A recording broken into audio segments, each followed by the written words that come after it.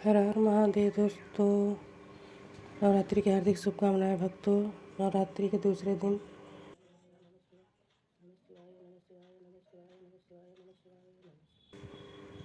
माँ का स्वरूप बहुत ही सुंदर और प्यारा लगता है। तो माँ को बृहस्पति जी को मैंने स्नान कराया, माँ को स्नान कराया, उसके साथ ही लड्डू को गोपाल को स्नान कराया, उनका वस्त्र बदली मैं और माँ को मैं जो है टीका लगाई।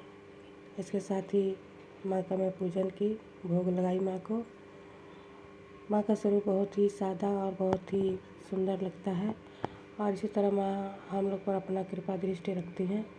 तो जो भी भक्त माँ को अपने पूजते हैं, तो जो हमारी माँ जगत जननी माँ है, इनको तो हम लोग पूजते ही हैं, साथ में हमें अपने माँ जो हमें पैदा किए हैं उन माँ का भी हमें पूरा ध्यान रखना चाहिए।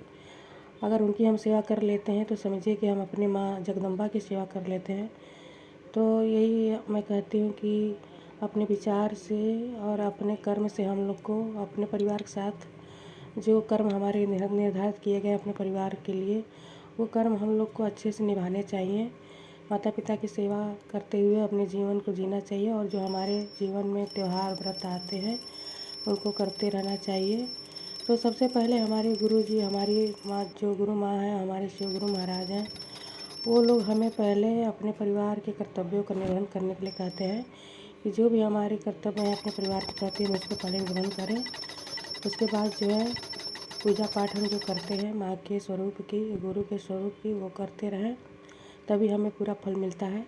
यदि हम केवल माँ रूप में जगदम्बा जननी का और पिता रूप में शिव गुरु महाराज का केवल पूजन करेंगे और घर में अपने माता पिता का ध्यान नहीं रखते हैं, तो फिर हमारी पूजा का कोई मतलब नहीं है। हमारे गुरु शिव गुरु महाराज यही कहते हैं।